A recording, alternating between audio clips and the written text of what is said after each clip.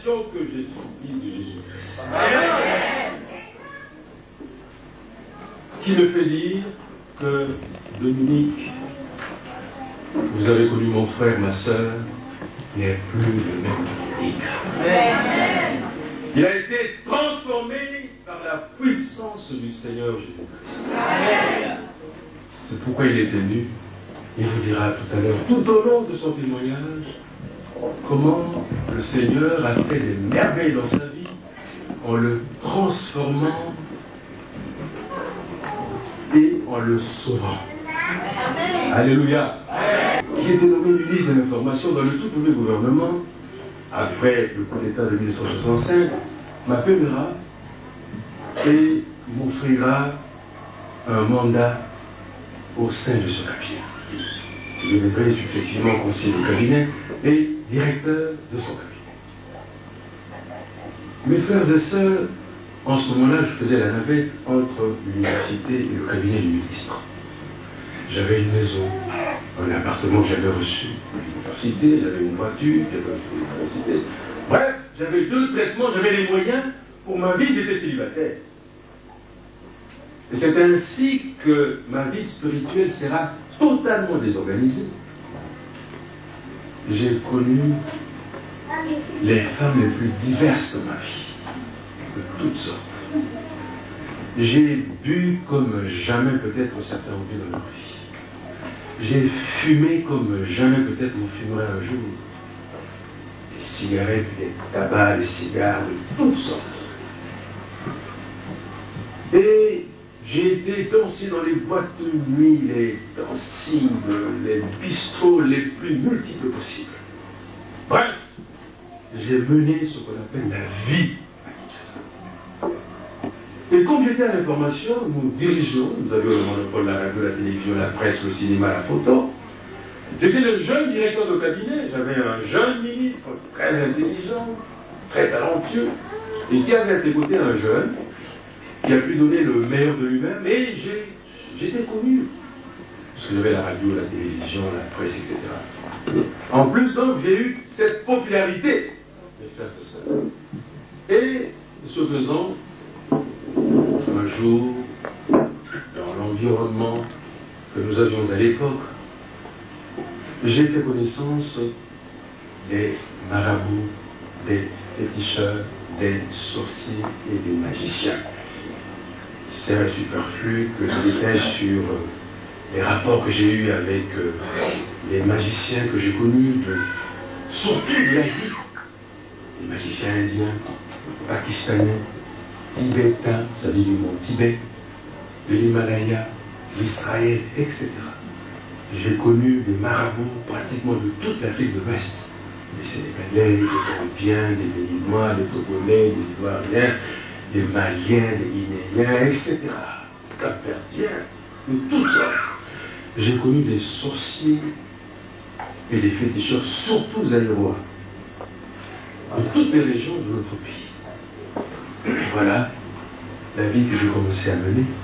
Et je devenais pratiquement esclave des magiciens, des féticheurs, des marabouts, parce que je ne pouvais rien faire sans les consulter. Parfois même, j'avais certaines sorcières qui étaient analphabètes, illettrées. Je devais, avant de faire sortir un article dans la presse, consulter une sorcière analphabète illettrée. Je me demandais ce qu'elle aurait pu savoir. Vous voyez à quel niveau j'étais vraiment esclave de Satan, esclave de ça. Et en 1970, je deviens ministre de l'Information. Alors là, je reçois de la part de ces serviteurs de Satan d'autres appuis plus puissants encore. Parce qu'il fallait bien que je sois protégé, gardé, et surtout que j'ai la puissance, l'honneur et la crédibilité. Et j'ai essayé de faire ça. Car en ce moment-là, j'ai commencé à avoir des rapports extraordinaires avec les magiciens, les marabouts, les féticheurs et les sorciers. Quels sont ces rapports? De tout genre, mes frères et sœurs.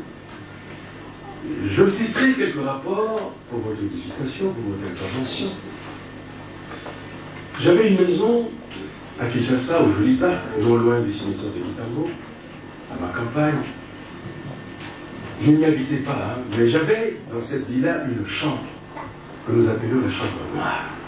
Dans cette chambre, j'avais toutes sortes de gris-gris.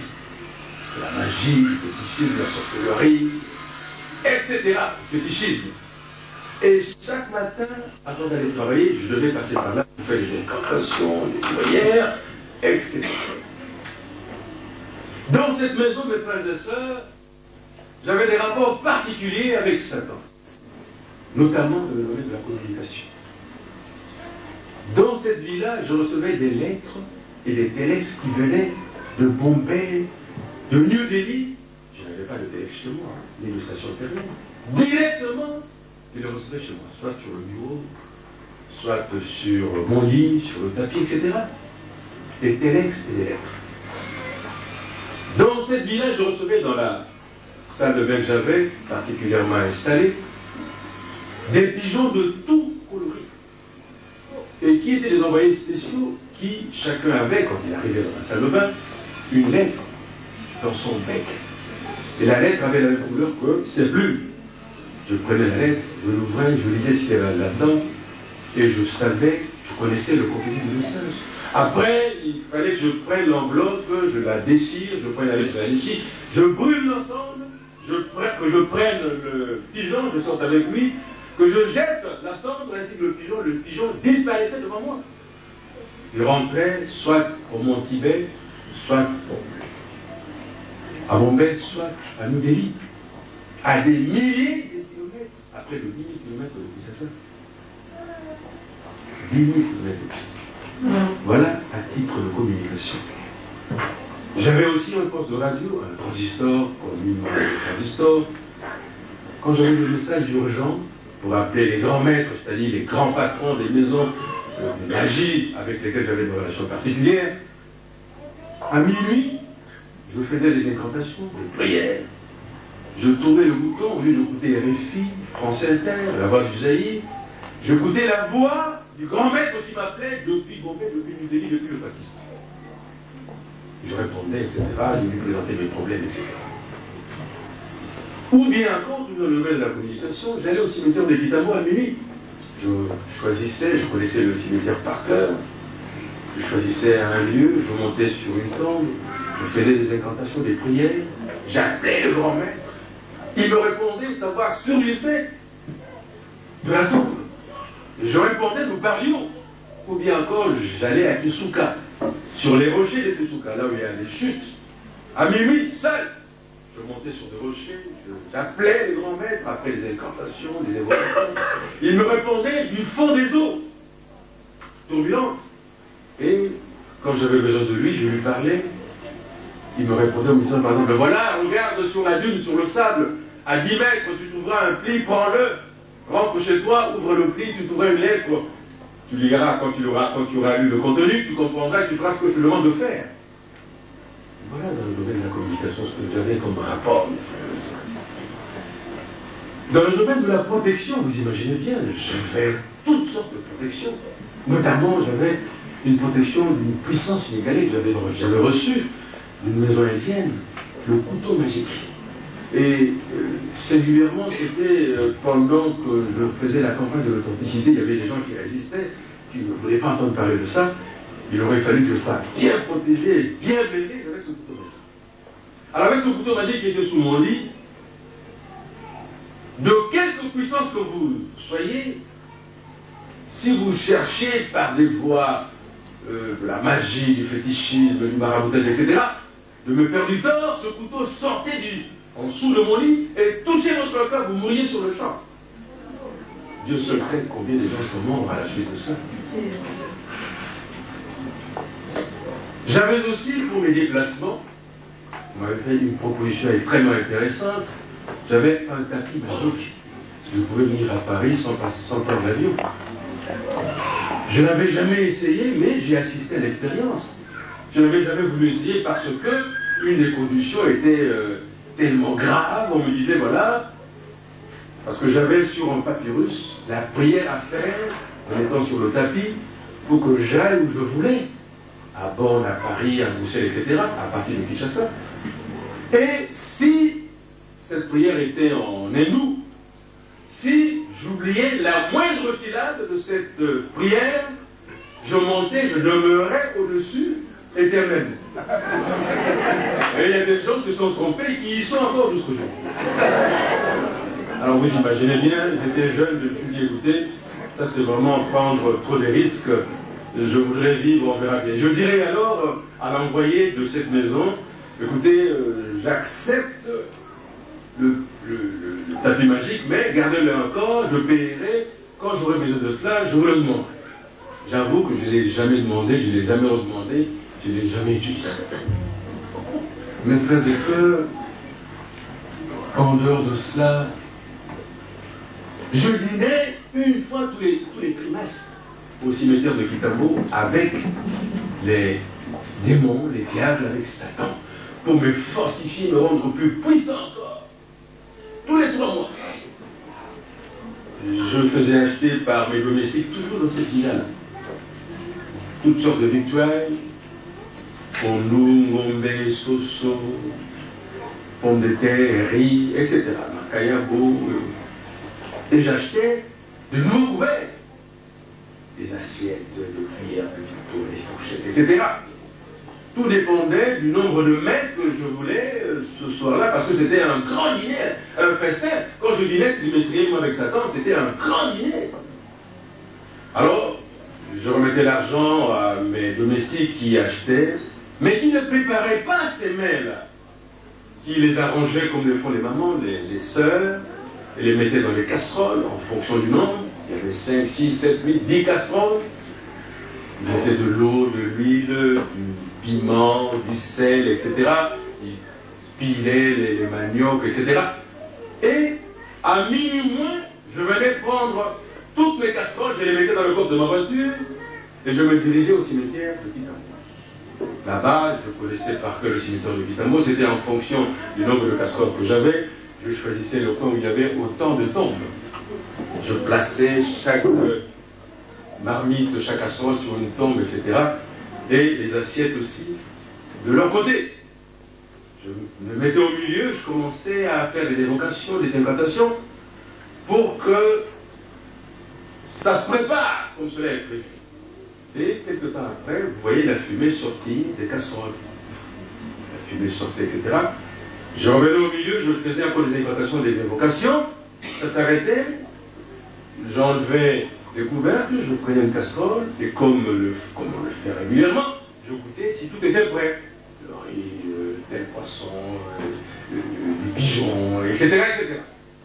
Tout était prêt, et je prenais mon assiette, ma cuillère, ma fourchette et mon couteau, je me servais. Et au même moment, mes frères et sœurs, vous voyez les assiettes prises sans que vous voyez les mains. Sans que vous voyez les mains. Les assiettes étaient prises par des mains différentes, des cuillères, etc. Et les gens se servaient comme moi. Et les gens mangeaient, je voyais que la fourchette avec un morceau de viande passait, le morceau disparaissait sans que je ne voie la bouche. Et je me rendais bien compte que les esprits qui mangeaient avec moi étaient de taille différente, car certaines bouches étaient par ici, d'autres plus haut, etc.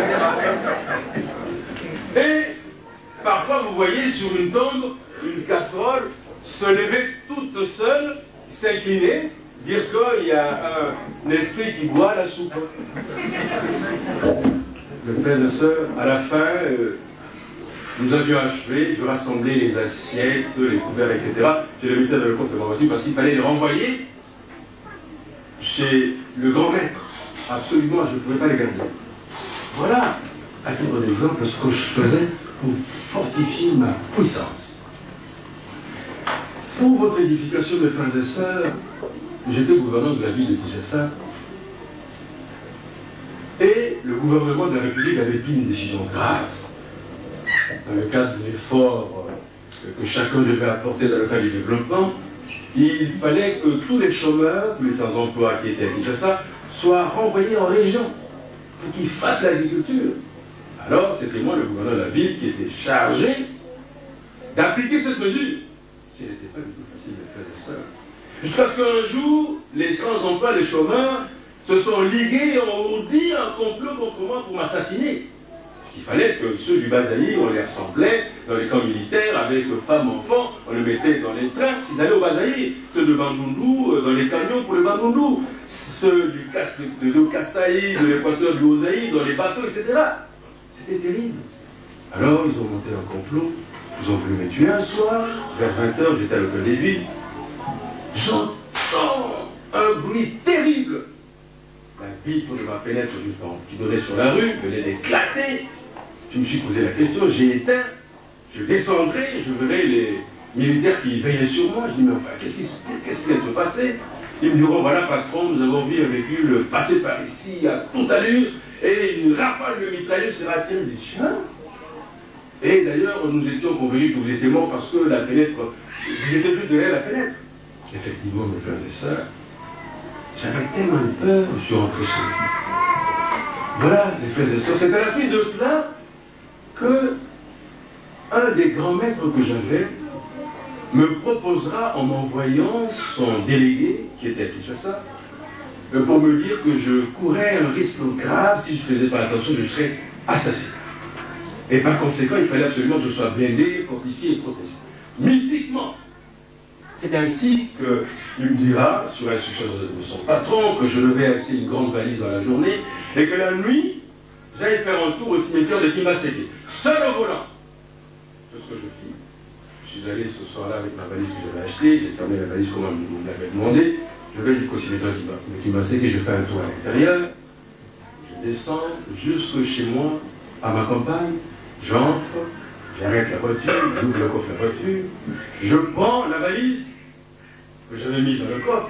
Mes chers amis, mes chers frères et sœurs, la valise pesera et je ne comprendrai pas, puisque les clés, j'ai vérifié, j'avais encore les clés de ma poche. Qu'est-ce qui s'est passé? Bref, je ne saurais pas transporter ou porter la valise tout seul. J'appellerai les sentinelles qui étaient là, elles m'aideront et elles déposeront la valise dans mon salon sur un tout petit tapis, de manière que je puisse faire déplacer la valise tout seul en tirant sur le tapis, en tirant le tapis. C'est ce que j'ai fait. Et j'entrerai dans la chambre noire, je ferai les incantations comme on me l'avait demandé. Après, je sortirai avec la valise, j'irai dans ma chambre à coucher, je la fermerai, j'ouvrirai la valise pour voir ce qu'il y avait là-dedans, parce que ça faisait tellement. Je verrai un gros boa qui sortira de là, qui avait près de 8 mètres. Mes frères et sœurs. Et je resterai pendant 3 jours enfermé dans ma chambre avec ce boa qui me léchera tout le corps. Enfin, il n'est pas bon que je vous conte tout ce que j'ai vécu avec ce serpent-là, ce boa-là. Toujours est-il que, à la fin, au 3e jour, on me demandera, comme on m'avait écrit, de prendre un fusil, d'appeler mon garde du corps, de le lui remettre et de lui demander de tirer sur la tête du boa. Ce que je ferai, il tirera sur la tête du boa, le boa mourra, on me demandera, on m'avait écrit, j'aurais reçu une lettre dans ma chambre à coucher, de prendre un couteau neuf, de disséquer la tête du boa, j'y trouverai une protection. Je le ferai et je trouverai une jolie balle en or qui brillait. On m'avait demandé de la porter, c'était la protection qu'on m'avait amenée. Voilà, mes frères et sœurs, comment le gouverneur de la ville de Kinshasa a été ridiculisé, humilié par un boa pendant 3 jours, sans boire, sans manger, ni aller aux toilettes. C'était interdit. Bref, pour votre édification de frères et sœurs, voilà certains rapports tout à fait particuliers que j'avais avec Satan. Je vous ai dit que j'étais gouverneur, vous me connaissez, ce serait une répétition inutile, mais il est intéressant que vous sachiez que j'étais dans le gouvernement, responsable, dans le parti, responsable, j'étais député, donc à l'Assemblée nationale, j'étais à la territoriale, j'étais gouverneur de la ville, j'étais dans la diplomatie, j'étais ambassadeur, bref, j'étais dans tous les rouages du pouvoir. Et pendant que j'étais dans tous les rouages du pouvoir, j'ai participé activement à l'élaboration de toutes les politiques du pays qui devaient être mises en œuvre. Et comme j'étais un instrument de Satan, j'ai été utilisé puissamment par le pouvoir. Mes frères et sœurs, j'étais le responsable de la manipulation de l'opinion. J'étais responsable de la mobilisation, de l'information, de la conscientisation, de la responsabilisation. J'utilisais la radio, la télévision, la presse, le cinéma, la photo. J'avais le monopole de tous les médias du Zaïre. Et je les ai utilisés parfois pour informer, pour éduquer, pour former, etc. Mais surtout pour envoûter le peuple. Pour envoûter le peuple, pour que le peuple accepte tout ce que nous voulions, tout ce que nous souhaitions, pour que nous demeurions au pouvoir éternellement. C'est ainsi que je vous ai fait chanter et danser. C'est ainsi que nous avons dansé et chanté en l'honneur de notre chef. Mes frères et sœurs, sans que nous sachions pourquoi, vous ne le saviez pas, vous ne pouviez pas discuter. Vous étiez envoûtés totalement. Il faut reconnaître aussi que comme j'étais un instrument puissant de l'envoûtement, moi-même j'étais envoûté pour que vous soyez mieux envoûtés. Alléluia.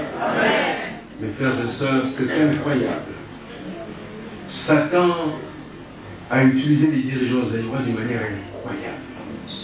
Nous avons vendu le pays à Satan. Nous avons vendu le peuple à Satan pour notre pouvoir. Alors que dans la parole de Dieu, dans Ecclésiaste 1 et 2, vanité des vanités, toutes les vanités. Amen. Tout ça, ça passe. Mais pour le pouvoir, la puissance, vous avez vu comme le gouverneur s'était attaché avec le Goa, humilié. Nous l'avons fait sans le savoir. C'était incroyable. Nous étions sans doute conscients. Mais le pouvoir nous avait omnibulés, mes frères et sœurs. Et pour votre édification, l'envoûtement se faisait comment? De plusieurs façons. Ce que je dis, c'est ce que j'ai vécu. C'est ce que je sais. Soit parce que j'ai participé personnellement, ou soit parce qu'on me l'a dit par des marabouts, des féticheurs, des swamis, qui étaient chargés d'envoûter. Vous vous souvenez, mes frères et sœurs, que nous étions au Congo, nous sommes devenus Zaïre. Si, sur le plan scientifique, il y a des arguments socioculturels pour appuyer le fait que nous ayons changé l'appellation de notre pays, que nous devenions Zaïre. Souvenez-vous d'André Bocao, l'explorateur portugais qui est arrivé au Bas-Zaïre, il a vu un cours d'eau, il a demandé au Bakongo, c'est quoi ça? Il lui a dit Nzadi. Alors lui, dans son portugais, il a transformé, il a dit Zaïre. Si nous avions décidé de revenir à cette terminologie, à cette appellation Zaïre, cela pourrait s'expliquer sur le plan socioculturel, mais l'argument le plus massu, que je connaissais, je le savais, c'était pour que nous soyons en fait des Zaïrois et des Zaïroises, et que nous nous souvenions éternellement de celui qui nous a donné cette appellation Zaïrois, Zaïroise. Il n'y avait pas seulement la propagande, parce que vous savez, quelqu'un qui vous donne un nom, vous ne pouvez pas l'oublier. Mais derrière cette opération, il y avait l'envoûtement, c'était Satan qui était derrière le nom. Satan et Dieu l'a révélé. Ce que je vous dis, c'est ce que j'ai su, mais plus tard, après ma conversion, Dieu me dira, dénonce cela pour que mon peuple le suive. Amen.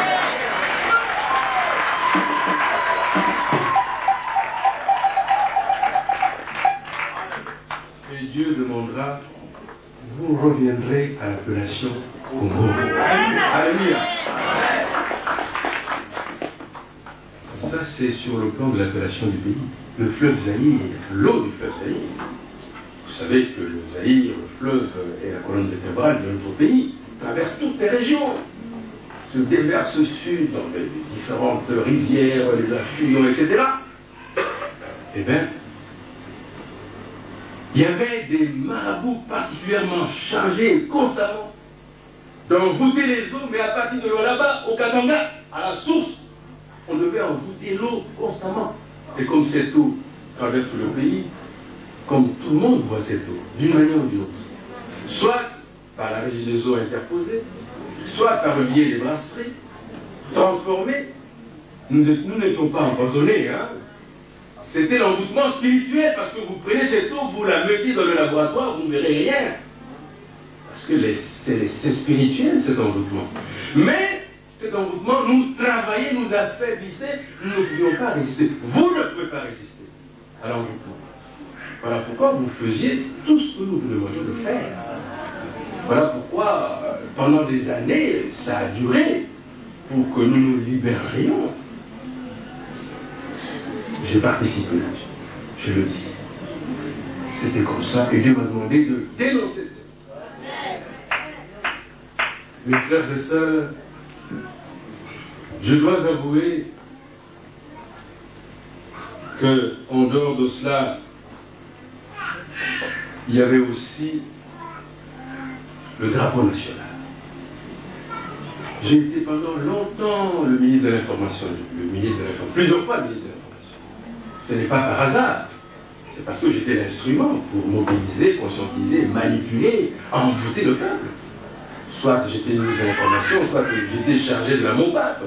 Donc tous ces secteurs clés étaient sous ma direction. Eh bien, en dehors de cela, il y avait, mes frères et sœurs, le drapeau national. À la fin de mon premier mandat, j'étais ministre de l'Information de 70 au 75. Je devrais, déjà 75, devenir ambassadeur à Paris. J'avais pris mes vacances, je serai à Paris de passage pour le Caire. Je rencontrerai à Paris un des plus grands marabouts maliens. Ceux qui lisent beaucoup savent qu'il est en prison actuellement à Cotonou, au Bénin. Il fut un des grands marabouts chez nous, et il était mon marabout aussi. Et il m'a fait des révélations extraordinaires sur ce que le pouvoir faisait à l'époque, dans le cadre de l'envoûtement. C'est ainsi qu'à Paris, il me proposera de m'accompagner au Caire, pour qu'il aille me montrer quelque chose. Je dis, mais c'est quoi? J'ai accepté, nous sommes allés, mes frères et sœurs, non loin des pyramides, nous irons nous deux, nous descendrons dans un puits de plus de 100 mètres. Nous y trouverons à la fin une rivière et des vieillards qui s'y trouvaient, qui priaient, et ce marabout me montrera la matrice de notre drapeau, de notre emblème national. Il était sorti du fond du puits au Caire.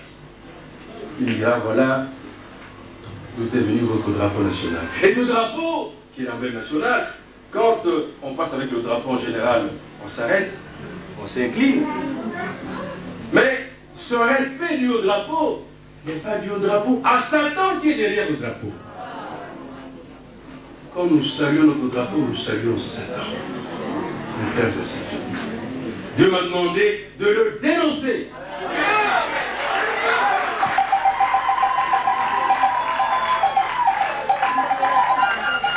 Alléluia.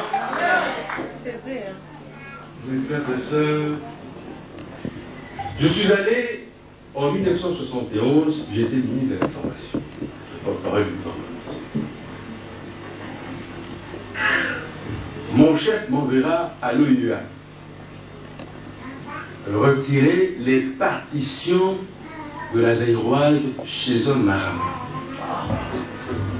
Et le lendemain matin, je les avais dans ma mallette, nous nous retrouverons à Moujimaï avec le bureau politique, Matandélé, Inéyo, etc. Tous ces vieux, j'étais le plus jeune. Je n'ai jamais vu des gens aussi envoûtés que ce jour-là. J'étais membre du bureau politique. Et bien les débats, surtout du temps des Matandélé, tout ça, c'était terrible. Mais ce jour-là, je sors des partitions. Il y avait la musique et les paroles. Mes frères et sœurs, il y avait des gens calés là-dedans, qui sont en vie encore. et papa Iléo et consorts. Aucun n'a ouvert la bouche pour discuter, ni sur la musique, ni sur les paroles. Quand j'ai distribué les partitions, nous avons commencé à chanter comme des enfants.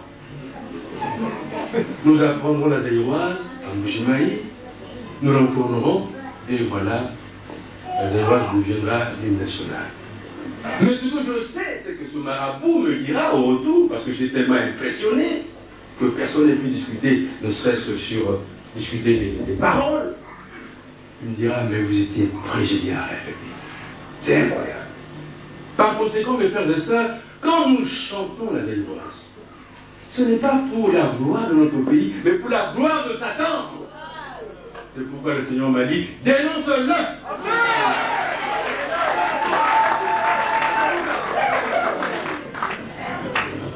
Mes frères et sœurs, il y a eu beaucoup de démarches pour l'envoûtement du peuple.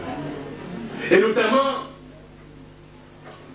celle qui a tenu en haleine les Quinois il n'y a pas longtemps, et celle qui a appauvri les Katangais, les gens de l'Équateur, etc., c'est la monnaie. Si vous regardez le Zaïre, vous verrez des signes kabbalistiques bizarres. C'est de la magie. Pour envoûter le peuple. Vous ne savez jamais, Michel. Vous avez entendu le billet de 5 millions de Zaïre. Dieu nous a dit, ce billet-là, c'est pour envoûter le peuple. Refusez-le. Alléluia. Amen. Et dans nos témoignages, nous l'avons dénoncé. Et le peuple l'a refusé. Amen. Mes frères et sœurs, la monnaie a servi aussi pour l'envoûtement du peuple. Et le Seigneur a dit, vous retiendrez au franc congolais. Amen. Alléluia.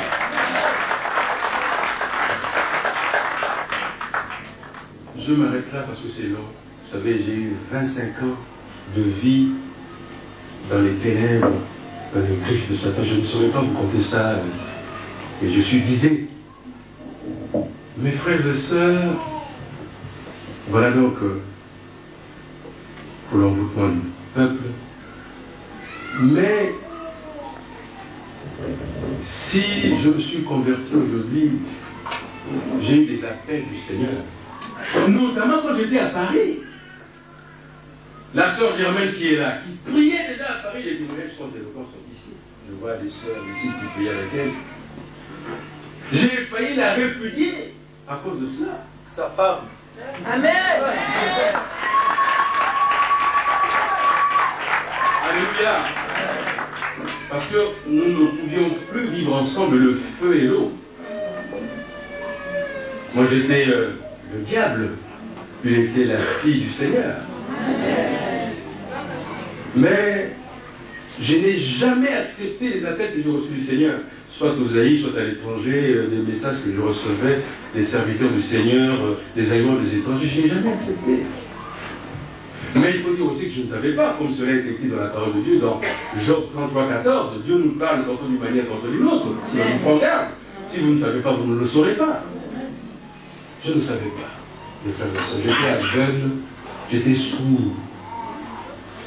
Mais, pour votre édification, je vous livrerai 2 appels importants que j'ai reçus du Seigneur. En 1982, j'étais membre du bureau politique. Je venais d'ailleurs d'être banni. J'avais eu, c'était terrible, 5 ans de privation de mes droits civiques et politiques. Parce que j'avais injurié le président de la République. En 1982. J'ai été accusé par un général à la commission de discipline du comité central. Et comme je n'avais rien à faire, j'ai réfléchi, je suis venu à Paris, ceux qui m'ont connu à Paris ici à l'époque, j'ai fait un livre ici sur Mouze, la lettre ouverte à Mouze Marie-Monde, que j'ai présenté à Paris et que je vais aller présenter aussi à Bruxelles, en 82. Mais là, il fallait compter avec Satan. Je n'étais pas seul, j'avais un marabout avec moi. Mais Dieu, plus puissant que toutes les puissances de Satan réunies, permettra que je fasse un grave accident sur l'autoroute urbaine. Les vieux Parisiens le savent. J'ai failli laisser ma peau. En fait, mes frères et sœurs, je dois avouer une chose. Dieu est vraiment l'architecte suprême.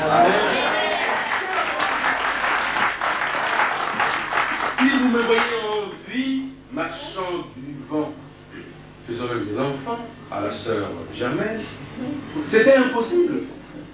J'étais complètement désarticulé, j'étais en morceaux. Ceux qui sont venus me voir à Nivelles peuvent l'attester. Mais je n'avais pas su que c'était un appel. Dieu avait permis que je fasse cet accident pour que je revinsse à lui. Il me le dira plus tard, quand je me convertirai, il me dira, mon fils, c'est moi qui ai permis cela pour que tu revinsses en moi. On est compte, mes frères et sœurs. Et c'est à la clinique, au lit de l'hôpital, je suis resté couché pendant 3 mois et demi, avec ma femme qui me guidait, qui me parlait, qui me consolait, qui m'aidait, que nous recevrions, parce que nous recevions très souvent le coup de fil de Kinshasa, que nous recevrions un appel de Dieu par un coup de fil d'une de mes belles-sœurs, qui était à Kinshasa, mais qui priait déjà, et qui nous transmettrait un message du Seigneur qui disait, en 82, qu'il fallait que nous acceptions Jésus-Christ comme seul Seigneur et Sauveur personnel. Mes frères et sœurs, ma femme et moi, nous nous regarderions et nous accepterions en 82.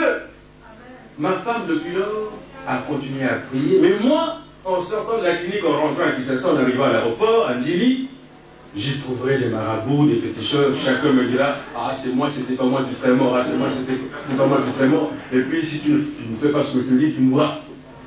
J'aurais peur et je reviendrai aux marabouts, aux féticheurs, aux sorciers, etc. Et je reprendrai ma vie ancienne. Voilà. Le premier grand appel que j'avais reçu du Seigneur, c'était cet accident-là. On a tellement épilogué sur cet accident, il y a eu un seul mort, une flamande qui était avec son mari, c'est elle qui est morte. Mes frères et sœurs. Le deuxième appel que j'ai reçu, qui est puissant aussi, c'est en 1983. J'étais ministre de l'Information de la MOPAP, membre du comité central et porte-parole du gouvernement.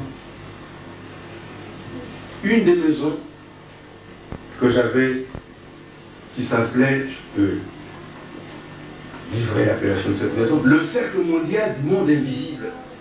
Vous entendez l'appellation?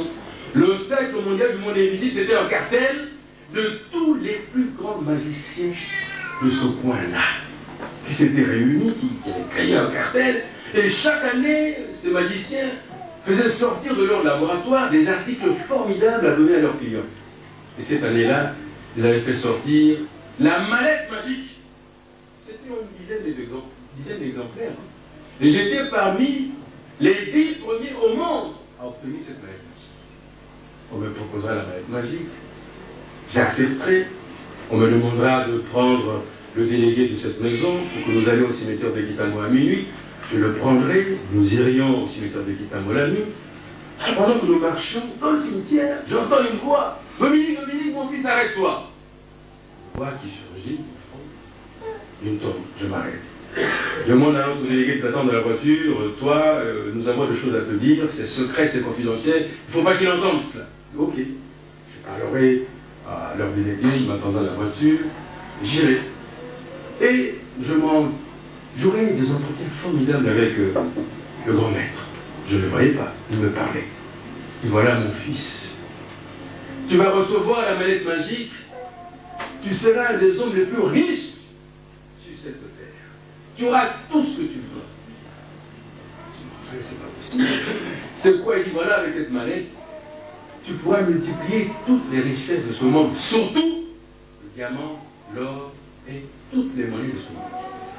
Il suffit simplement que vous mettiez, si vous voulez, en tenant compte de la dimension, des dimensions naturellement de la mallette, vous mettiez l'or, le diamant, ou le franc français, le franc CFA, etc., jaillit, que vous disiez que ce soit multiplié par 100, par 1000, etc., vous faites de la prière, ça sera multiplié par autant de fois que vous aurez demandé.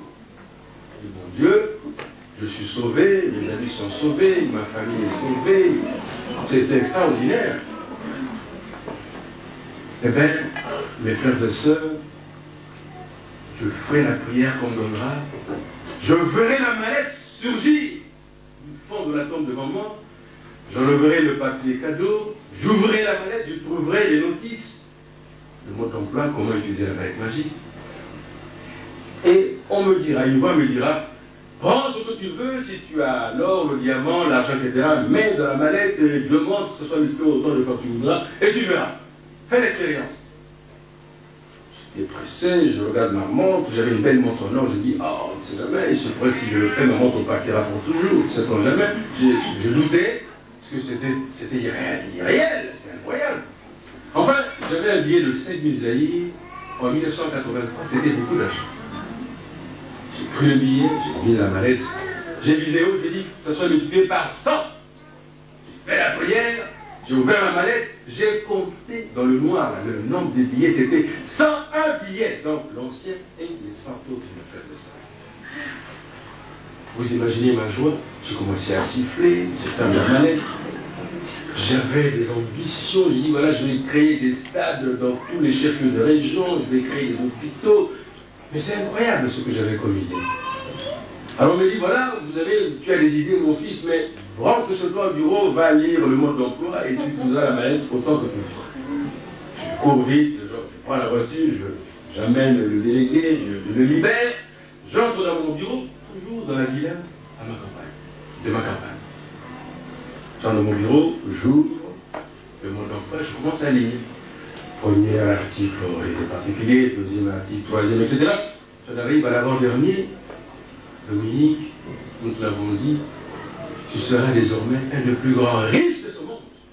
Tu auras tout ce que tu voudras, mais seulement, tu ne nous enverras plus cette mallette, elle est la tienne. Je me dis, bon, enfin, il faut que je devienne fou, une mallette qui produit des fonds comme ça, qui multiplie l'argent, je ne vais pas leur envoyer ça, il n'en est pas question. D'ailleurs, je pense leur demander un jour que mes enfants l'héritent. Je ferai ça en héritage à mes enfants. Pendant que je pensais à cela, mes frères et sœurs, j'arrive au dernier article. Dominique, tu seras le plus puissant, un homme puissant au monde. Tu auras tout ce que tu voudras. Effectivement, avec l'argent, on peut tout faire. Avec les bijoux, l'or, on peut tout faire, on peut tout devenir. Mais tu nous donneras chaque année en sacrifice humain 2 de tes enfants. Alors, vous imaginez, mes frères et sœurs, vous venez de réagir, vous avez réagi de la même manière. Et ici, je dois vous révéler que j'ai eu des rapports particuliers depuis 1966 avec les magiciens, les marabouts, les féticheurs et les sorciers. Mais jamais je n'ai fait de sacrifice humain parce que, heureusement, si je puis le dire ainsi, la première maison magicienne magique que j'avais eue, cette dame-là, elle faisait de la magie blanche, m'avait dit, Dominique, mon fils, ne fais jamais de sacrifice humain, tu finiras mal si tu le fais. Et je n'ai jamais fait, mes frères et sœurs. Mais ce jour-là, on me l'a demandé, j'y ai pensé, je dis, mais enfin, comment vais-je faire s'il y aura cette mallette à cause de ce sacrifice humain, alors que je me voyais déjà très riche. Et pour la première fois, je vous avais dit tout à l'heure que j'avais des contacts particuliers dans le domaine de la communication avec Satan. Je parlais avec Satan au cimetière, à Kinsuka, on utilisait la radio, je recevais des textes, etc. Mais là, dans mon bureau, j'ai commencé à entendre des gens qui me parlaient 5-6 voix, sans que je ne vois. Ah, Dominique, ne t'en fais pas, de toute manière, ce n'est pas toi qui porteras ces enfants, ce n'est pas toi qui seras enceinte, ce sont des femmes, et puis comme tu auras beaucoup d'argent, tu donneras, tu sais, les aïeux ont beaucoup d'argent, les cadeaux, etc. Tu leur donneras autant que tu voudras, autant qu'elles voudront, et puis elles porteront, elles seront enceintes, tu auras tellement d'enfants qu'en donner deux par an, ce n'est pas beaucoup. Je dois vous avouer aussi qu'à l'époque, j'en avais déjà beaucoup des enfants.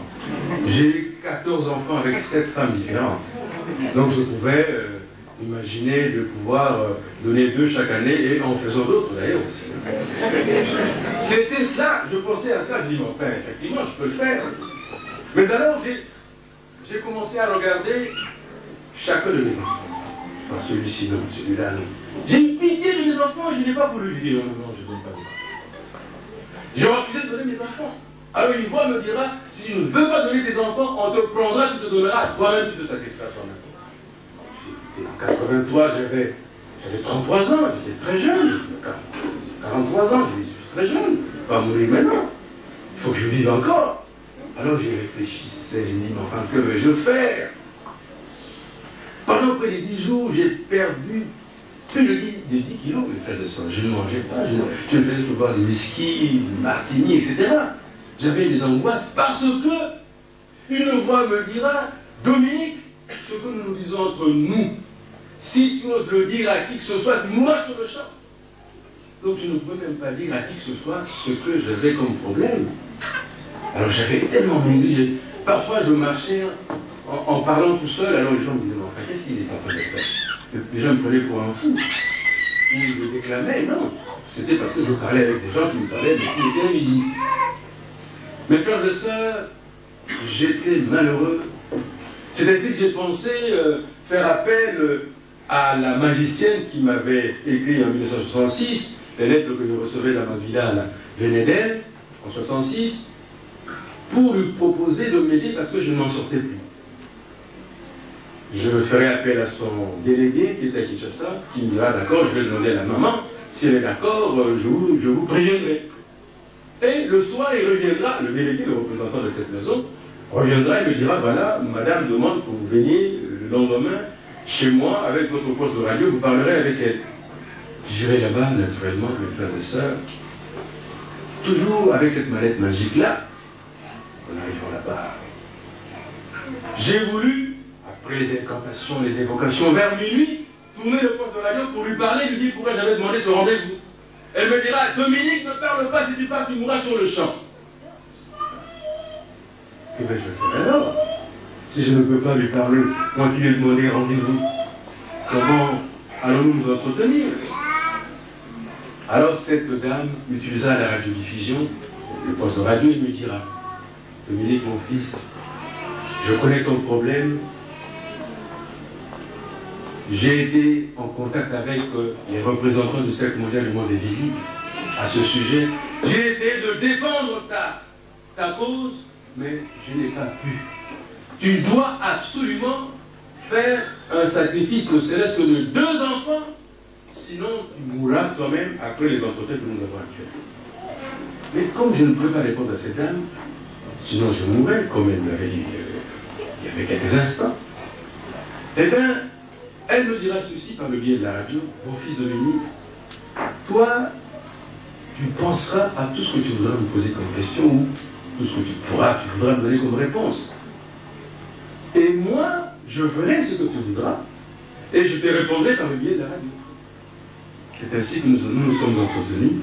Elle voyait mes pensées, elle me répondait, elle voyait mes réponses, elle me répondait par la radio, moi j'écoutais. Finalement, je ne répondais plus parce qu'il fallait absolument que je donne, ne serait-ce qu'une fois, 2 enfants pour que cette mallette magique-là, parce que je ne voulais pas faire des sacrifices humains, s'en aille. Pour que je leur restitue leur mallette, il fallait absolument que je fasse ce sacrifice. Mais comme j'avais refusé, cette dame me dira, à la fin de nos entretiens, Dominique, c'est la fin. Si tu ne donnes pas 2 enfants maintenant, tu disparaîtras, tu deviendras leur esclave, et on ne saura pas où tu es allé. Ta famille ne saura pas. Vous imaginez bien, mes frères et sœurs, j'ai su ce que c'était mourir, ce que c'est mourir. Parce que j'allais mourir, effectivement. Parce que je parlais avec des gens que je voyais. Je me suis tenu quoi? Je tremblais, je transpirais de peur. Je pensais à ma femme, aux enfants, etc., à ma famille. Bref, je ne sais pas ce qui m'est arrivé, mes frères et sœurs, mais toujours est-il que j'ai eu une pensée incroyable. Il fallait absolument que je parle, il fallait absolument que je parle, il fallait absolument que je parle. Je dis, mais en fait, si j'ouvre la bouche, je mourrai sur le champ comme cette dame l'a dit. Mais c'était plus fort que moi, mes frères et sœurs. J'ai ouvert ma bouche et j'ai dit ceci. Je m'en remets à mon Seigneur Jésus-Christ. Je ne me donnerai pas, je ne donnerai pas non plus les enfants, et rien ne nous arrivera.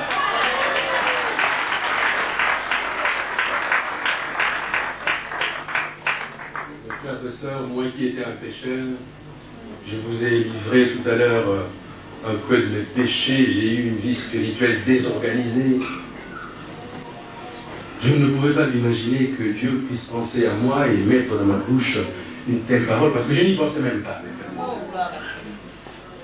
Mais je suis resté tranquille, j'avais les yeux fermés, j'avais fermé les yeux, je dis non, comme j'ai parlé, cette fois-ci, je suis mort. Alors comme je savais que j'étais mort, parce que j'avais ouvert la bouche, je ne pouvais pas ouvrir les yeux, je me dis bon, je suis mort, je suis resté tranquille. Et puis, j'ai senti que je vivais quand même, je me suis touché, je me touchais effectivement, et j'ai commencé à ouvrir petitement les yeux, et j'ai vu, je vois. Je ne comprenais pas. Et en ce moment, la dame là, la magicienne là, me parle par la radio. Dominique, mon fils, ton Dieu vient de te sauver.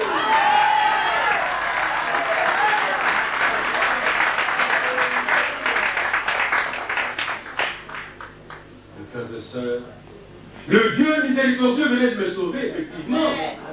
Moi qui étais un grand pécheur, je ne pouvais pas m'imaginer que Dieu puisse me sauver. Mais il est d'une bonté infinie. Il est d'un amour incommensurable. Oh, quelle disponibilité incomparable. Voilà notre Dieu, mes frères et sœurs. Il est vivant. Il est vivant.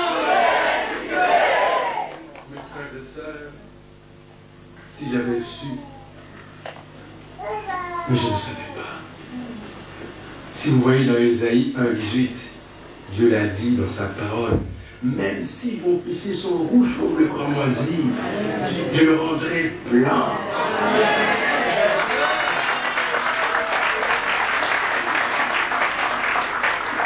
Moi qui m'étais accroché à Satan, moi qui voulais le plaisir, le bonheur, l'honneur, la puissance, j'étais roulé, vous verrez ça dans Jean 10, Satan ne vient que pour détruire, tuer. Tandis que le Seigneur notre Dieu, il a la vie en abondance. Amen. C'est incroyable. Alors, si j'avais su que j'étais sauvé, j'aurais pris la mallette magique, donné un coup de pied, et puis c'est fini, je n'en parle plus, malheureusement. J'en parlerai à madame. Que vais-je faire maintenant avec la mallette magique? Vous vous rendez compte, moi qui venais d'être sauvé?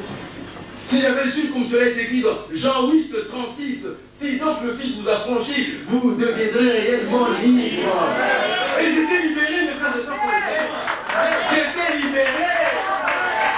Mais je ne savais pas, si j'avais su que j'étais libre, j'aurais pris la mallette magique, je la mettrais là-bas. Au nom de Jésus-Christ, c'est le nom le plus puissant de ce monde. J'aurais brûlé la mallette magique, elle aurait disparu, j'aurais donné un coup de pied, on n'en parlerait plus. Je ne le savais pas, mes frères et sœurs. Dieu dit dans sa parole, mon peuple, alléluia. Pour vous, mes frères et sœurs, de Paris, de France, vous ne pouvez pas périr votre connaissance. Nous avons les serviteurs de Dieu qui doivent vous accorder la parole ici. Amen. Alléluia. Alors, mes frères et sœurs, cette dame me dira, voilà, prends cette mallette-là, parce qu'il fallait que je m'en débarrasse. Rentre avec cela chez toi, dormez dans la journée, cherche un coin dans ta parcelle, toujours joli parc. Au coin, mets une bêche, un mètre calme. Là, mets une échelle, et la nuit, viens à cette place, déshabille-toi, prends la bêche, fais un trou de 5 mètres, mets l'escalier, l'échelle, descends avec la mallette, je te donnerai une prière, tu la feras et la mallette magique disparaîtra. Retournera. Mes frères et sœurs, vous voyez ça?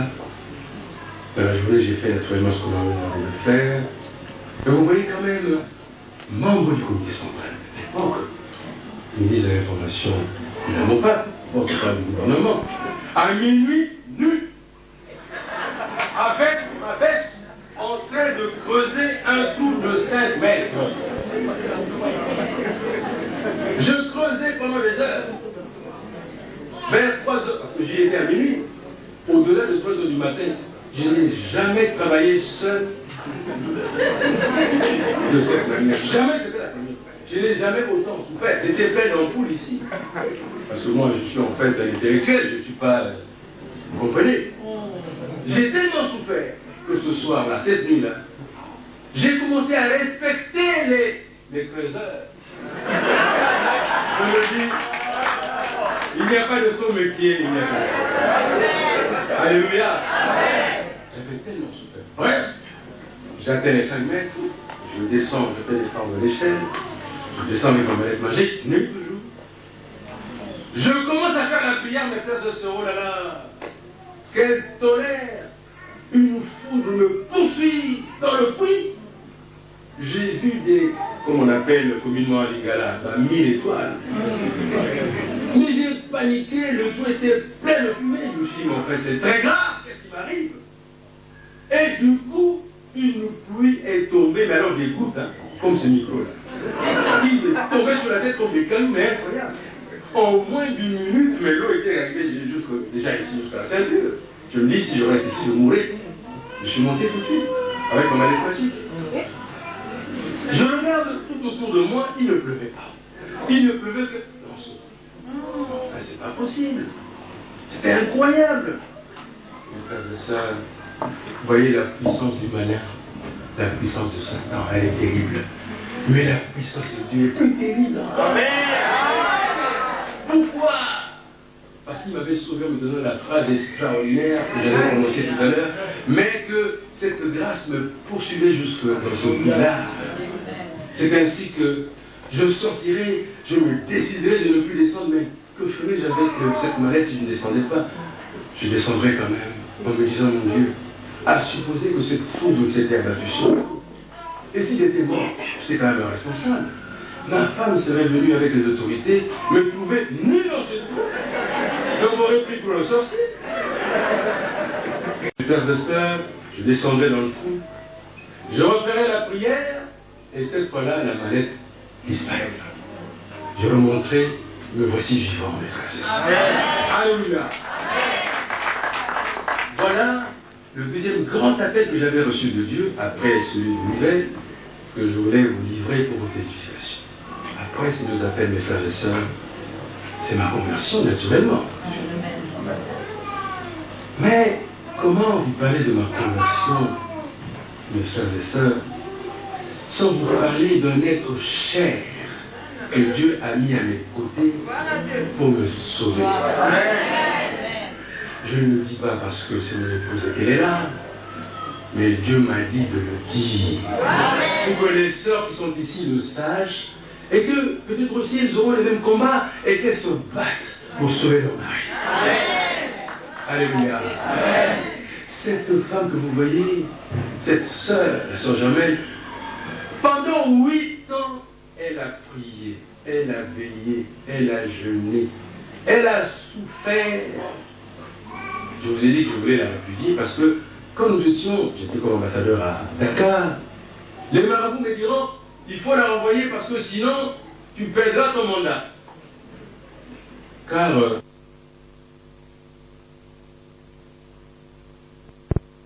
humaine, il faut qu'on se fasse petit devant Dieu parce que Dieu... Alléluia. Alléluia. Frères et sœurs, Dieu fera des révélations extraordinaires sur le pays. En 89, c'est ainsi que je saurais, mais je n'y avais pas cru.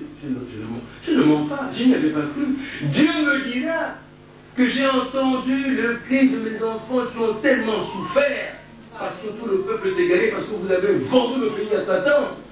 Je libérerai le Zaïre un jour et je délivrerai le peuple zaïrois.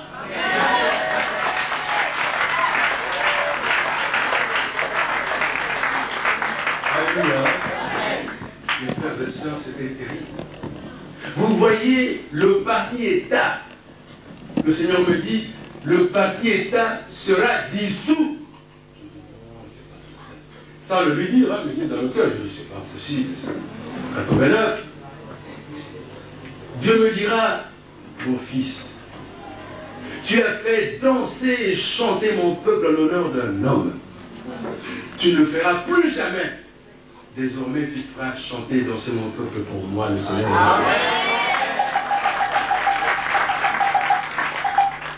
Alléluia. Bref, il y a eu plusieurs révélations sur le pays. Le Seigneur dira, tu verras, toi, avec le peuple, il y aura la démocratisation de votre pays. Il y aura plusieurs partis. Je me dis, oh là là, c'est pas possible, est-ce que ce Dieu est vraiment vivant? Je n'y avais pas cru. J'ai commencé à regarder les frères et les sœurs, je dis, mais c'est pas possible. Et par contre, tout ce que Dieu avait révélé pour moi était extraordinaire, mais je doutais. C'était Satan. Et aujourd'hui, il y a la démocratisation chez nous. Amen. Même si ça ne marche pas toujours bien, mais la démocratisation est là. Amen. Elle est irréversible, mes frères et sœurs. Et le parti État a été effectivement dissous. Il n'est plus là. Le MP est au parti privé actuellement. Alléluia. Amen.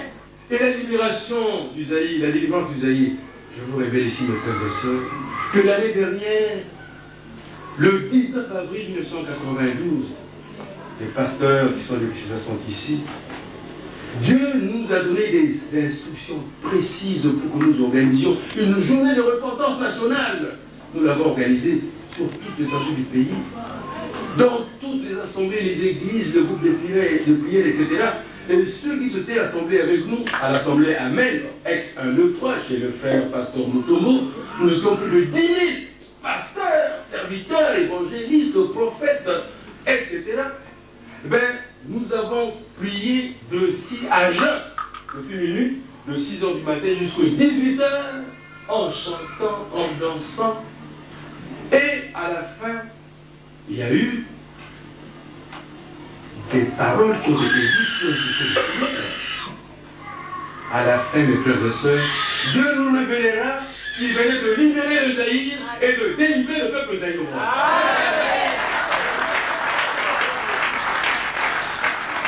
Il est en fait, mes frères et sœurs, que c'est la foi. C'est la foi qui soulève les montagnes. Cette libération, cette délivrance, elle est spirituelle, comme l'envoûtement est spirituel aussi. Amen. Mais seulement, avec notre foi, nous verrons se matérialiser cette libération et cette délivrance. Amen. Parce que les promesses de Dieu se réalisent toujours. Amen. Vous le lirez dans Habakkuk 2:3. Même si elles tardent, elles s'accompliront. Alléluia. Amen. Et bien depuis lors, depuis le 19 avril 92, que vous veniez avec vos magiciens, vos féticheurs, vos sorciers, vos marabouts, plus rien ne peut toucher le peuple zaïrois. Tout envoûtement est devenu impossible. La main de Dieu est sur le pays. Amen. Alléluia. La main de Dieu est sur le Zaïre. Le monde entier voit la main de Dieu sur le Zaïre. Plus rien ne sera comme avant. Effectivement, Dieu utilise l'homme pour le lui faire dire. Voilà la réalité. Amen. Effectivement, plus rien ne sera comme avant. Alléluia. Alléluia. Alléluia.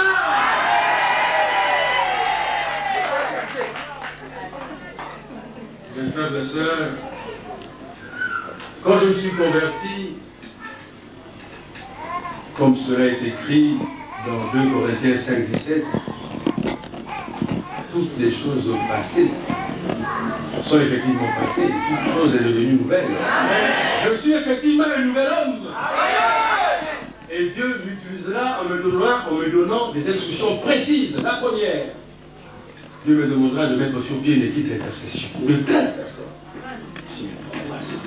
Il me donnera des noms des gens que je ne connaissais pas, que je n'avais jamais rencontrés. Il m'a donné des noms. J'ai cherché ces gens, je les ai vus. Depuis là jusqu'aujourd'hui, nous prions ensemble avec les gens. Les pasteurs Kamanda est ici, le pasteur Kibame est ici. Nous prions ensemble avec eux. La sœur Germaine est là aussi, d'accord. Nous prions ensemble, au moins 3 fois par semaine. Nous intercédons pour le pays et pour le peuple, suivant les instructions du Seigneur. Amen. Alléluia. Amen. Mais, si cette équipe était mise en place, surtout, c'est parce que le Seigneur, il me le révélera, il voulait que je sois encadré. Vous savez, se convertir c'est bien, et se faire encadrer c'est mieux. Parce que Satan rôde toujours. Si vous êtes convertis, mes frères, mes sœurs, ayez votre pasteur qui vous encadre, qui vous donne la parole, qui vous soutient. Faites attention parce qu'il est là, il rôde. C'est ainsi qu'il y a beaucoup de chutes. Alléluia. Voilà comment j'ai été encadré depuis 4 ans et demi maintenant par des pasteurs, des frères et des sœurs qui me suivent. Alléluia. Mes frères et sœurs, la deuxième instruction que j'ai reçue, j'étais ministre de l'information et de la presse, en 89, au mois de décembre, je dormais, j'ai reçu un songe, Dieu me dit, quand tu te réveilleras le matin, vois le PDG de l'EZRT, donc Roger, dis-lui que moi, le Seigneur Jésus-Christ, j'ai demandé que vous fassiez une émission intitulée L'heure du Seigneur et qui passera tous les dimanches à la radio et à la télévision. Voici l'histoire et l'historique de l'heure du Seigneur qui passe à la radio et à la télévision jusqu'aujourd'hui.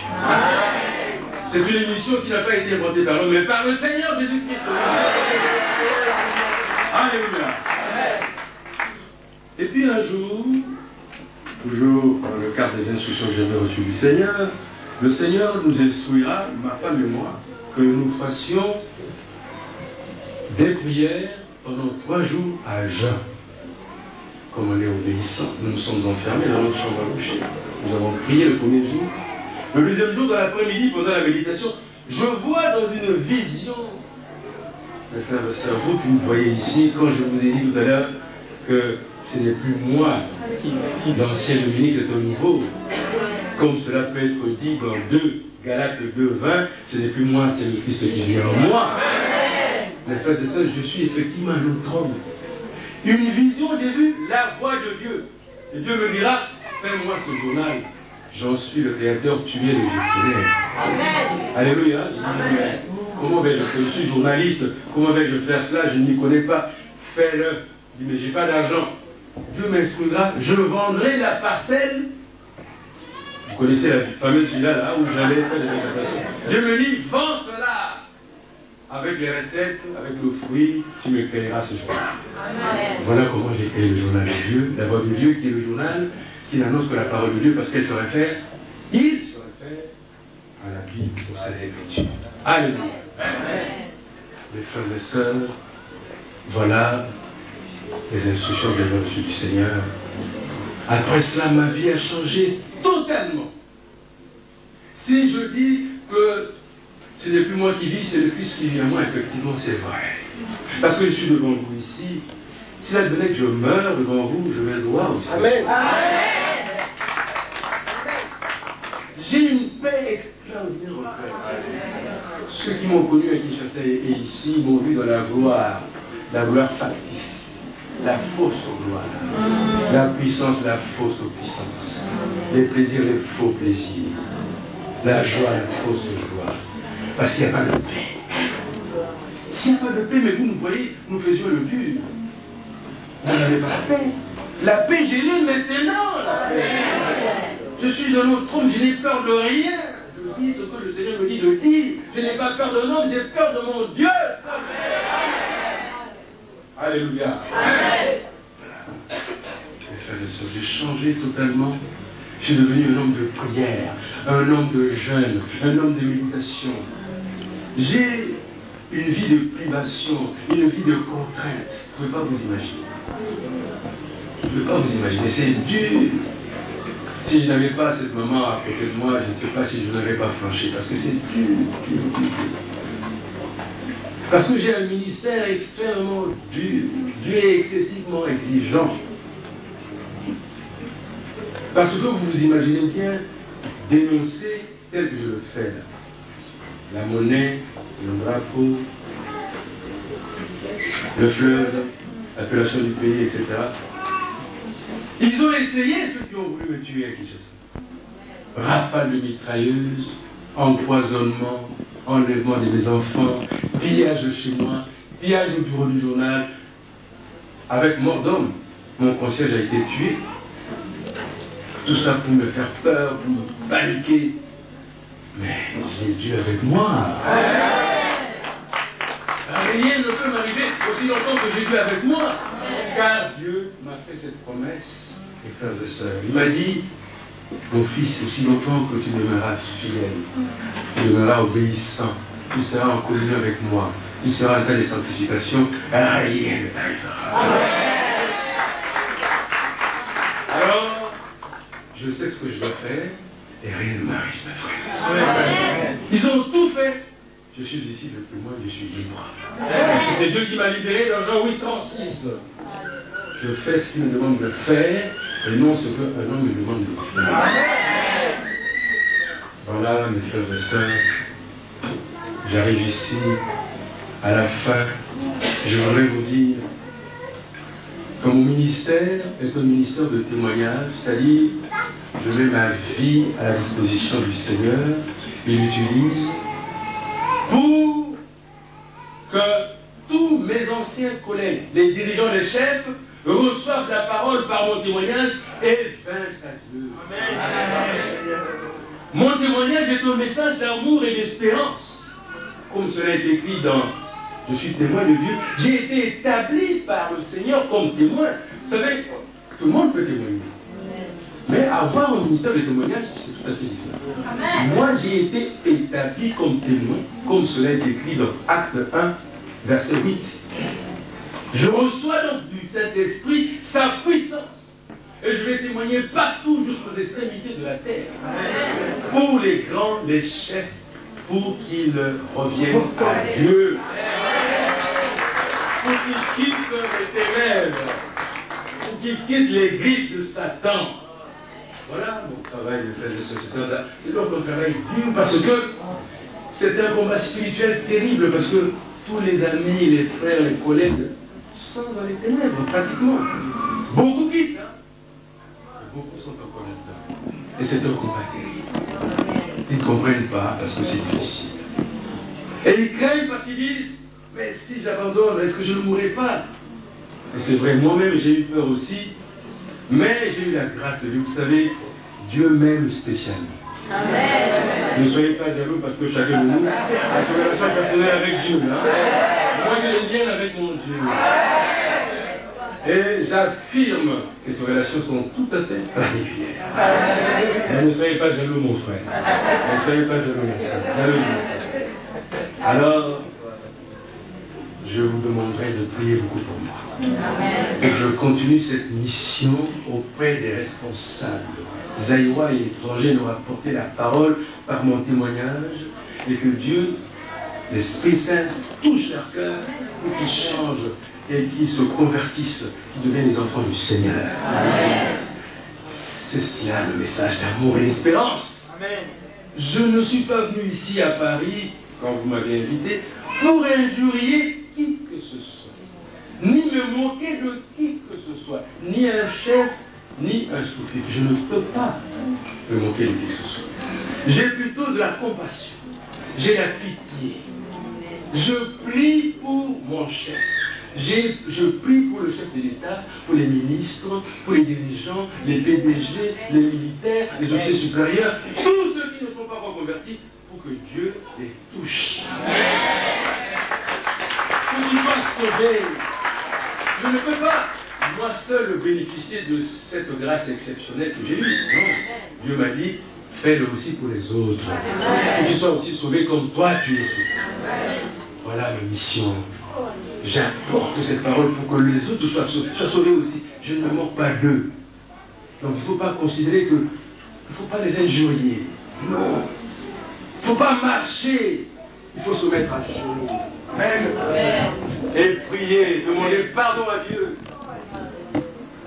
Lui qui est miséricordieux, ait pitié d'eux. C'est cela qu'il faut faire. Il ne faut pas injurier. Il ne faut pas condamner. Il faut aimer son prochain. C'est le premier commandement. Aimer son prochain comme soi-même. C'est cela qu'il faut faire. Ton ennemi, ton adversaire, aime-le. Prie pour lui, pour qu'il soit sauvé comme toi tu es sauvé. S'il y a des divergences de point de vue, ça ne fait rien. Prie. Il n'y a aucune démarche ici-bas qui soit aussi puissante que la prière. La prière sauve tout. La prière change tout. Parce que notre Dieu est vivant. Hier, aujourd'hui et demain. Alléluia.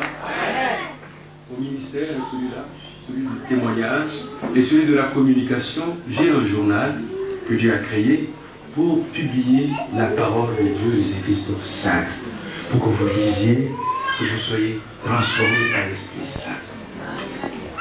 Si, mes frères et sœurs, je vous ai parlé grâce à l'Esprit Saint jusqu'à cet instant, il me demande de vous faire des révélations.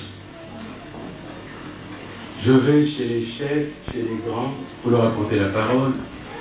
Il me dit de vous dire, dans le cas de la grave crise que traverse le Zaïre, le problème du Zaïre est un problème fondamentalement spirituel. Il n'y a rien d'autre. Fondamentalement spirituel. Les combats qui se déroulent sont des combats spirituels. Et dans notre pays, le Seigneur me demande de vous dire, le combat est spirituel entre le chef de l'État et le Premier ministre. Qui c'est qui dit, si vous voulez, il n'y en a pas un autre. Le combat est spirituel entre les deux. Le Seigneur m'a envoyé pour leur apporter des messages. Et je suis allé leur apporter ces messages. Le premier message que j'ai apporté au président il y a 2 ans et demi de cela, je l'ai vu personnellement dans sa maison de la cité de la Série. Je lui ai dit,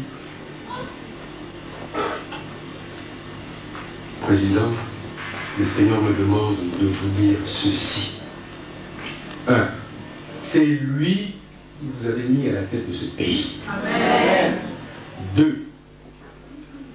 Vous vous êtes égarés en allant avec les magiciens, les marabouts, les féticheurs, les sorciers. 3. Il vous demande de revenir à lui. 4. Si vous revenez à lui, il vous sauvera. Amen. Et vous dirigerez le pays. Le président me dit, oui, et je termine en lui disant, le Seigneur m'a dit de conclure. Si vous ne vous convertissez pas, rien de tout ce que vous entreprendrez réussira. Rien ne réussira, tout échouera. Effectivement. Depuis 2 ans et demi, tout ce que le président entreprend échoue. Systématiquement. Ce n'est ni à cause de marabouts, de magiciens, de féticheurs, c'est Dieu. Amen.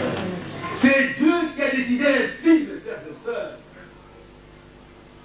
Le président me regardera et me dira, oui, c'est vrai. Écoute, je fais un soir cadeau, quand je serai de retour, je te verrai pour que nous en parlions et que j'applique la décision de Dieu. Ah.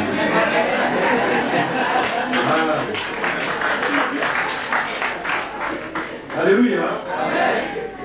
Mes frères et sœurs, je ne l'ai plus revu pour l'application de cette décision. Ne riez pas parce que ce n'est pas facile.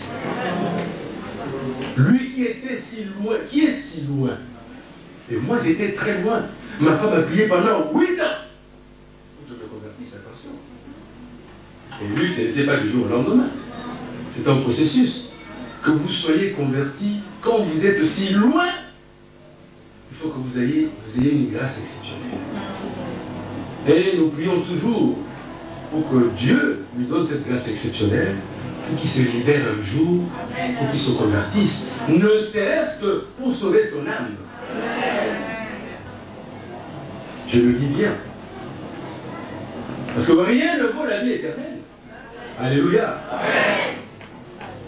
Le deuxième message que j'ai transmis au président, c'est l'année dernière, le Seigneur me dira,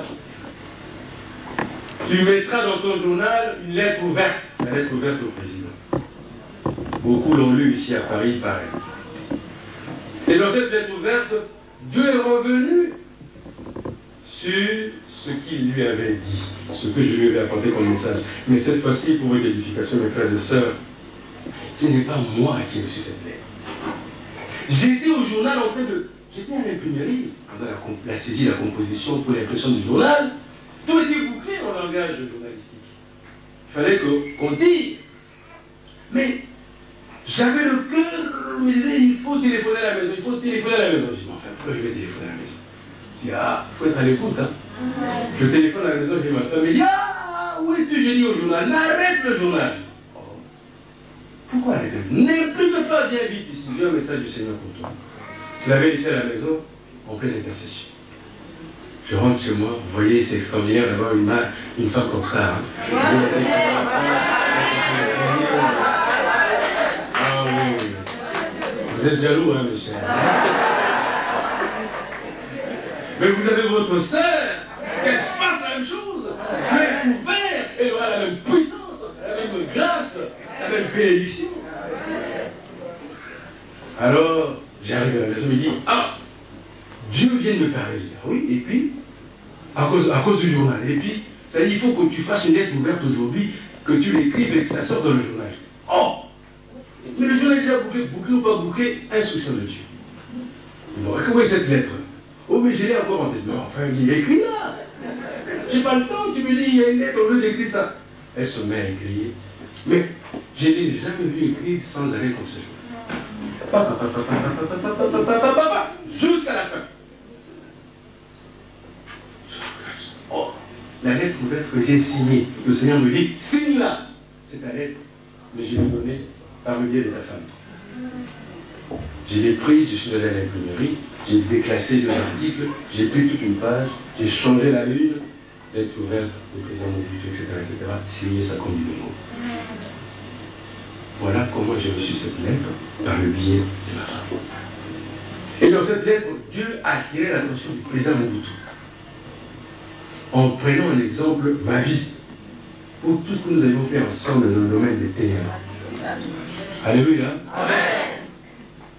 Mais avant que ce journal ne sorte, le Seigneur m'avait demandé d'écrire au président, de le prévenir.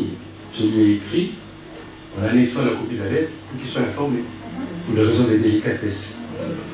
Dieu est toujours délicat. Hein? Parce que Dieu révèle toujours à ses enfants avant d'agir. Vous savez, c'est l'homme du protocole suprême. Il sait ce qu'il doit faire à ce moment. Alléluia. C'était le deuxième message que le chef de l'État avait reçu. Il avait réagi positivement. Mais toujours que dire oui, mais il faut faire. Le troisième message, je l'ai reçu le 19 mars de cette année-ci. Dieu revient là-dessus et dit, premièrement, vous devez abandonner tous les gens sur qui vous comptez. Vous connaissez ces gens? Les petits chiens, ça c'est le message que j'ai transmis au président. 2. Vous devez cohabiter avec Tshisekedi. 3. Ah oui. Vous devez absolument vous convertir. Et si vous vous convertissez, vous mourrez dans la gloire. Amen. Mais, si vous ne le faites pas, vous irez d'humiliation en humiliation. D'humiliation en humiliation, et vous quitterez le pouvoir. Vous perdrez tous les biens que vous avez. Dieu le dit. Le président était à Gado, moi je devais lui remettre la lettre à Kinshasa, je reviens à son directeur de cabinet en lui disant s'il peut envoyer, la lettre a été reçue par le chef de l'État, il est au courant. Le message du Premier ministre Tshisekedi, je suis allé le lui remettre moi-même. À 2 reprises, le premier message moi-même, je suis resté avec lui pendant 3 heures. La deuxième fois pendant 3 heures et demie. Mais cette fois-là, avec son épouse, que Dieu a demandé que je prenne son épouse comme témoin. J'ai dit, le Seigneur vous demande d'abandonner les sciences occultes. Le Seigneur vous demande de cohabiter avec Mobutu. Le Seigneur vous demande de ne pas servir 2 maîtres à la fois. Le Seigneur vous demande de ne pas vous occuper de Mobutu. Ce n'est pas vous qui faites partie de Mobutu, c'est seul moi, Dieu, qui le fait partie. Occupez-vous de la transition parce que vous êtes le premier ministre de la transition et non pas de Mobutu. Je lui ai dit, mes frères et mes sœurs. A-t-il écouté, n'a-t-il pas écouté? Le Seigneur me donnera le message du 19 mars qui est pratiquement le même, mais qui soutient le message passé, parce qu'il n'avait pas suivi. Par sa bouche, il m'a dit, oui, je respecte le Seigneur, grâce à Dieu, c'est Dieu qui me protège, mais Dieu seul voit le cœur de chacun. Et quand je suis revenu pour la deuxième fois, le Seigneur m'a dit, prends sa femme, elle soit témoin. Je lui ai dit, vous n'avez pas suivi les instructions du Seigneur.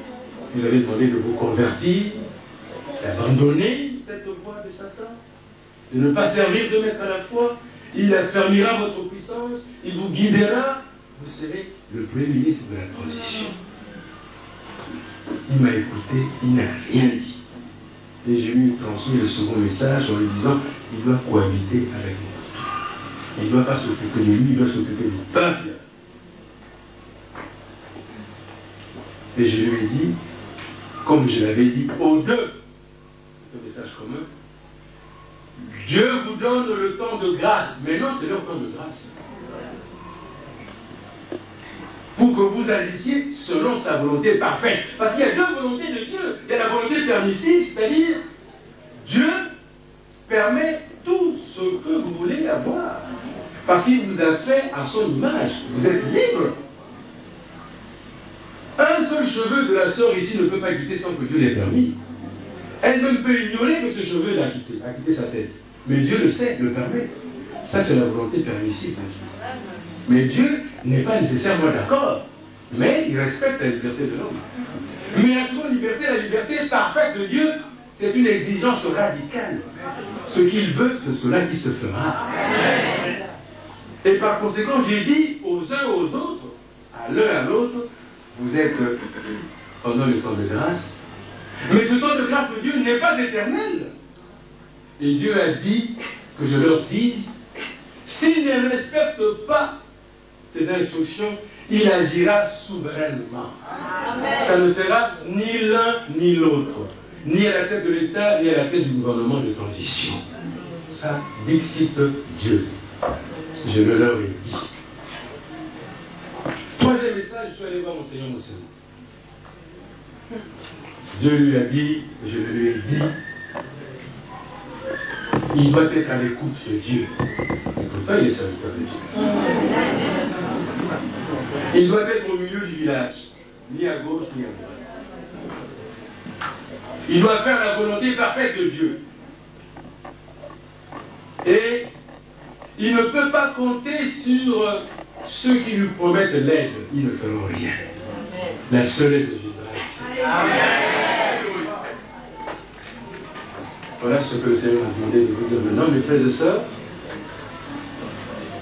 Mes frères et sœurs, m'a poussé de vous exhorter dans ce sens-là, pour que vous sachiez le rôle de mon ministère. Si nous avons échoué, nous, qui sommes les dirigeants de la Vision République, qui l'origine a échoué, c'est parce que nous n'avions pas su la vision spirituelle du Zaïre. La vision spirituelle du Zaïre, c'est-à-dire la volonté de Dieu. Que pense Dieu du Zaïre? Que veut Dieu du Zaïre? Si nous l'avions su, nous aurions agi selon la volonté parfaite de Dieu, nous aurions connu la vision du Zaïre. Nous ne serions pas ici. Nous ne serions pas ici, mes frères et sœurs. Nous n'avions pas su.